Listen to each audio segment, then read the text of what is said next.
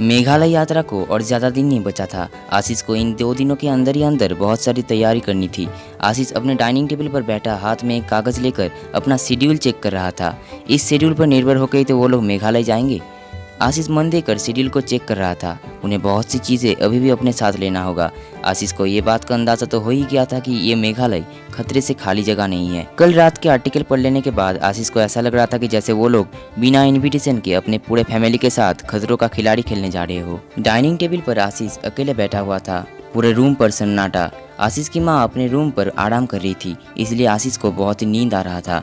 करीब दोपहर के 4 बज रहे थे। आशीष अपने पिकनिक के शेड्यूल को चेक कर लेने के बाद अपने रूम में सोने के लिए जा ही रहा था कि तभी इस दोपहर को किसने फोन किया? टेलीफोन का रिंग तभी भी बजते जा रहा था। आशीष चिढ़ते हुए बोला, अरे भाई आ रहा हूँ, थोड़ा सब्र कर। आशीष लाइन पिक करता है। हेलो, कौन? हेलो आशीष, मैं रुचिका। डिस्टर्ब तो नहीं किया ना? एक्चुअली कुछ अर्जेंट बातें करनी थी। तू अभी घर में फ्री है ना? आशीष को भी अपना मूड ठीक करना था, इसलिए वो रुचिका से कहता है, अरे हाँ रुचिका, बोल बोल। हाँ मैं बिल्कुल फ्री हूँ, तू आजा। वैसे भी मैं घर पर बहुत बोर हो रहा था। एक्चुअली आशु, मुझे ना तुझसे कुछ ज़रूरी बातें करनी थी। तू सच में फ्री है ना? रुचिका थोड़ा नर्वस होकर बोली, हाँ हाँ भाई मैं एकदम फ्री हूँ। तू एक काम करना, तू जल्दी आ जा और हाँ तू ना सबको बुला ले। मैं आज पिकनिक के बारे में तुम लोगों को कुछ ज़रूरी बात करना चाहता हूँ। Okay bye, see you soon. Ashish phone रखकर अपने दोस्तों के लिए कुछ नाश्ता बनाना चाहता था। आशीष की माँ सारा दिन बहुत काम करके आई है, उन्हें सोने देना ही आशीष ठीक समझता है। आशीष अपना कदम किचन की तरफ बढ़ाने ही वाला था, लेकिन तभी आशीष को डोरबेल की आवाज़ सुनाई देता है। अरे अब ये कौन आ गया? आशीष थोड़ा हैरान होकर अपने डोर के पास जाता है और झटाक से डोर को ओपन करता है। डोर को ओपन करते ही आशीष डर के मारे चीख पड़ा, मानो उसने अपने सामने किसी चलता फिरता भूत को देख लिया हो। तू यहाँ पर?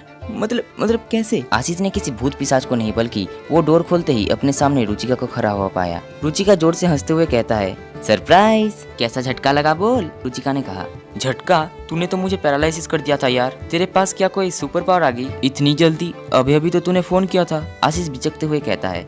आशीष के हालात देखकर रुचिका तभी भी गेट पर खड़े होकर हंस रही थी। सॉरी यार, मैंने सोचा नहीं था कि तू इतना डरपोक होगा। Seriously, oh my God. अच्छा छोड़, चल घर पर चल, वहाँ पर बैठ के बात करते हैं। आशीष और रुचिका सोफे पर आकर बैठे। आशीष रुचिका से कहा, अब बोल। रुचिका थोड़ी शर्म के साथ बोली, क्या? अरे ये तो सिंपल थी। मैं तेरे घर पर पहले ही पहुँच गई थी और फिर तुझे फोन किया।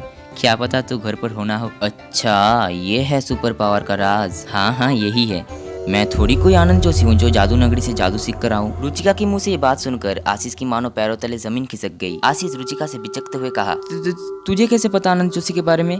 तेरा कोई रिलेटिव है क्या? नहीं, मैं तो आनंद जोशी को जानती भी नहीं हूँ।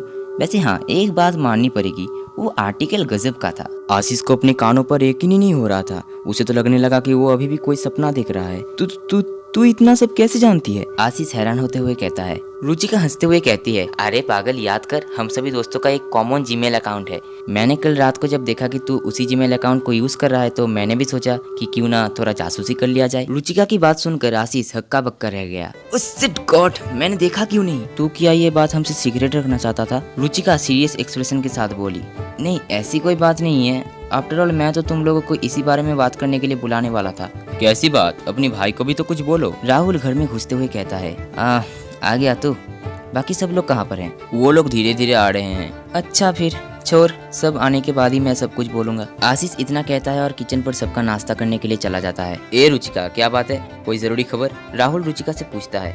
अरे नहीं राहुल, कोई बड़ी बात नहीं है, बल्कि बहुत ही बड़ी बात है। थोड़ा रुक जा, सब आ जाए फिर बोलूंगी। ओके ठीक है फिर। राहुल टेंस होता हुआ कहता है, रुचिका जरा इधर आना, मुझे जरा हेल्प कर दे। मुझे आज तक नहीं पता कहाँ पर कौन सी चीज रखा हुआ है। तू तो हमारे किचन के कोने कोने से वाकिफ है, प्लीज आजा। आशीष कहता है और आशीष की बात सुनकर रुचिका थोड़ी ब्लश करती है और फिर किचन की तरफ चलती है।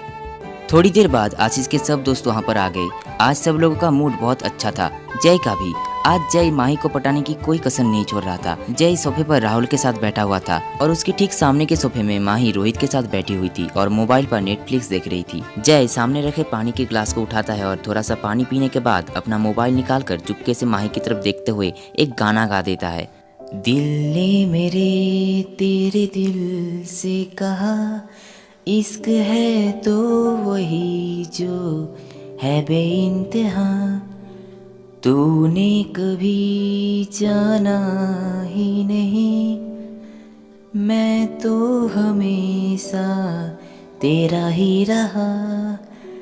कि जब तक खाऊं मैं खाना खाऊं साथ तेरे। राहुल का भी आज मूड फ्रेश था। वो जय को चिढ़ाने के मूड में बिल्कुल नहीं था, लेकिन जय का गाना सुनकर वो ग्लास से जो पानी मुंह के अंदर लिया था वो उसके मुंह से निकलकर जय के मुंह के ऊपर गिर गया। सॉरी मजनू, सॉरी जय, अचानक से हिचकी आ गई। मेरा मूड खराब कर दिया। अगर मैं इतना ही बुरा गाता हूँ तो तू उस वक्त पानी क्यों पी रहा था? बोला ना सॉरी। अच्छा ठीक है छोड़, तेरे भाई ने गरीब को माफ किया, जा जी ले अपनी जिंदगी। यहाँ पर माही और राहुल का हंस हंस कर बुरा हाल था। उन्हें जय पर तरस आ रहा था। जय वहाँ से उठकर बाथरूम की तरफ चला गया। सारा मूड बिगाड़ दिया। मैं भी शराफत से रहता मगर मुझे शरीफों से लगता था डर। सब समझते थे कि मैं कमजोर हूँ, इसलिए आज मैं कुछ और हूँ। आशीष और रुचिका सबके लिए नाश्ता बनाने लगे। सब लोगों का खाना पीना हो जाने के बाद आशीष अपने दोस्तों को सब कुछ बता दिया। कैसे वो दादाजी का सिंदूक खोला था, कैसे उसे अनजानी गुफा किताब मिली थी, उसके अंदर क्या लिखा था, वो आर्टिकल, आनंद जोशी, सब कुछ। तो दोस्तों ये बातें ही बतानी थी तुम लोगों को। अब तुम लोग डिसाइड करो कि हम लोगों को आगे बढ़ना चाहिए या नहीं। आशीष कहता है, अरे ये तो सरासर नाइंसाफी है भाई, तूने हमें पहले कुछ नहीं बोला। इतने देर से सब कुछ बोलने से क्या अब ट्रिप कैंसिल कर देंगे? जय बोला, एग्जैक्टली, ये भगोरा एकदम ठीक बोला। अब ट्रिप कैंसिल करने का कोई सेंस नहीं बनता। तुझे हमें पहले ही तो बता देना चाहिए था ना। रोहित गुस्सा करता हुआ कहता है, कहना तो चाहता था लेकिन तुम लोग बहुत एक्साइटेड थे तो मैंने सोचा कि। अरे ट्रिप कैंसिल करने की बात क्यों उठ रहा है? हम लोग उस झमेले के अंदर नहीं जाएंगे बस। माही ने कहा, हाँ तो ट्रिप कंटिन्यू रखे। आशीष अपने दोस्तों से पूछता है और आशीष की बात को सुनकर उनका दोस्त हाँ में सर हिला देते हैं। लेकिन राहुल, तुझे मेरे साथ कल एक बार आनंद जोशी जी से मिलने जाना होगा। कुछ सवाल थे उनसे जो पूछना बहुत ही ज्यादा जरूरी है। क्या आनंद जोशी जी से मिलने जाएगा? आखिरकार आशीष कैसा सवाल आनंद जोशी जी से पूछने वाला है, ये जानने के लिए सुनते रहिए अनजानी गुफा।